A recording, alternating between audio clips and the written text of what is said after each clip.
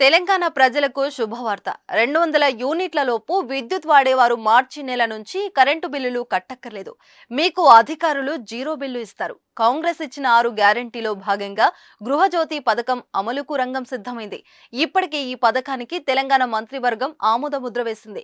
దీంతో ఫిబ్రవరి నెల నుంచి 200 యూనిట్ల లోపు వినియోగదారులకు కరెంటును ఉచితంగా అందించేందుకు అధికారులు కసరత్తు చేస్తున్నారు. కేవలం ₹9కే డేటా సైన్స్ యూజింగ్ పైథాన్. ఇప్పుడే బ్రెయినోవిజన్.in లో రిజిస్టర్ అవ్వండి.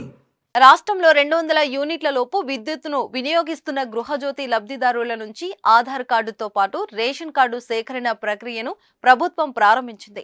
ఈ నెల 15లోగా ఈ ప్రక్రియ పూర్తి అవకాశం ఉంది.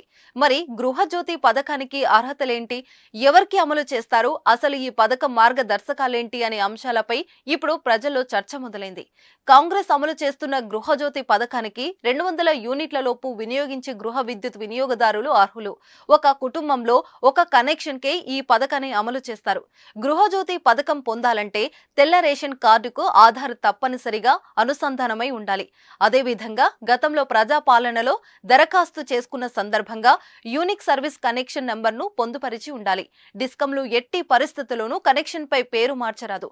ఏ వినియోగదారుడి పేరు ఉంటుందో అతడి పేరుతోనే బిల్లు జారీ చేస్తారు.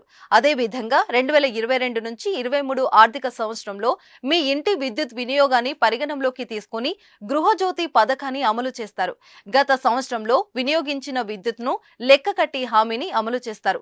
ఉదాహరణకు మీరు 2023లో 2160 యూనిట్లు వాడి ఉంటే దానికి 10% అదనంగా కలుపుతారు. అప్పుడు వార్షిక వినియోగం 2376 యూనిట్లు అవుతుంది. దానిని 12తో భాగించి నెల సగటు తీస్తారు. ఇలా చేసినప్పుడు నెలకు సగటున 198 యూనిట్లు వస్తుంది. అంటే 200 యూనిట్ల లోపు ఉంటుంది. దీంతో వారికి ఉచిత విద్యుత్తును అమలు చేస్తారు. దీని ప్రకారం 2022 నుంచి 23 ఆర్థిక సంవత్సరంలో 2181 యూనిట్లతో పాటు విద్యుత్తును వినియోగించిన వారే ఇప్పుడు ఈ పథకాన్ని అర్హులవుతారు. దీనికి తోడు బిల్లు జారీ సమయంలో కూడా వారు ఆ నెలకు 200 లోపు విద్యుత్తును వినియోగించి ఉండాలి. పథకంలో చేరిన తర్వాత బకాయిలు చెల్లించకపోతే గృహజ్యోతిని అమలు చేయరు.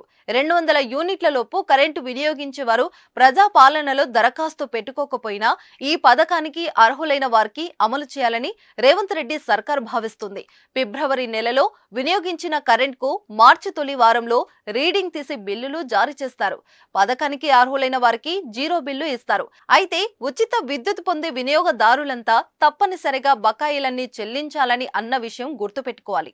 రాష్ట్ర వ్యాప్తంగా తొలి విడతలో 34,59,585 మందికి ఈ పథకాన్ని అమలు చేయనున్నారు.